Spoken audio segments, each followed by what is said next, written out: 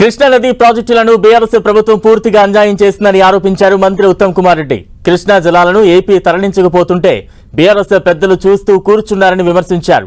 Kaleshwaram project అనుమతుల కోసం పెట్టిన శ్రద్ధ పాలమూరు ప్రాజెక్టుపై ఎందుకు పెట్టలేదని నిలదీశారు. పాలమూరు రంగారెడ్డి ప్రాజెక్టులో ఒక్క మోటార్ ఆన్ 2-3 గంటలే ఉంచి ఆఫ్ చేశారని లెక్కలు వేసి మరీ చూపించారు.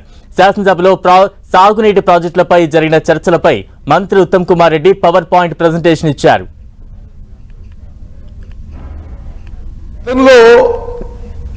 2014 నుంచి 2023 డిసెంబర్ వరకు అధికారంలో ఉన్న వాళ్ళు కృష్ణా నదీ జలాలపై తెలంగాణ రాష్ట్రానికి తీవ్ర అన్యాయం చేసిండ్రు.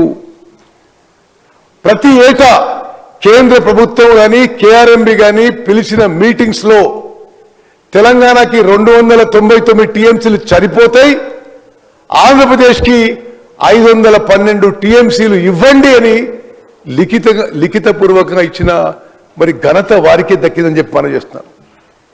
తెలంగాణ రాష్ట్రానికి కృష్ణా నదీ జలాల్లో 34% సరిపోతాయి, 66% కృష్ణా నదీ జలాలు ఆంధ్రప్రదేశ్ రాష్ట్రానికి ఇవ్వండి అని చెప్పి 2015, 2016, 2017, 2018, 2019, 2020 వరకు ప్రతి సంవత్సరం రాసిచ్చి 2020లో తెలంగాణ రాష్ట్రానికి తెలంగాణ రైతానికి కృష్ణా నదీ జలాలపై తీవ్రంగా నష్టం చేసిన ఆనాటి బీఆర్ఎస్ ప్రభుత్వం 2020లో కృష్ణా ట్రిబ్యునల్ డిసైడ్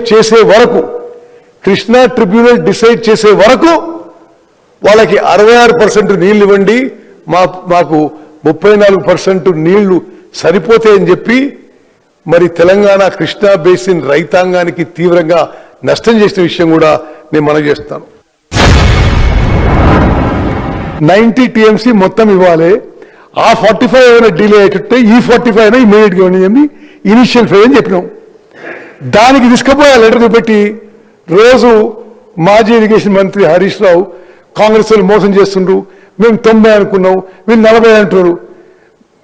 వాళ్ళు ఏ జియో అయితే తీసిండ్రో, పాలమూరు రంగారెడ్డికి వాటర్ సోర్సు ఏ జియో అయితే తీసిండ్రో, 45 TMC savings in minor irrigation, 45 TMC Godavari water diversion, దాని ప్రకారమే పోతున్నాము.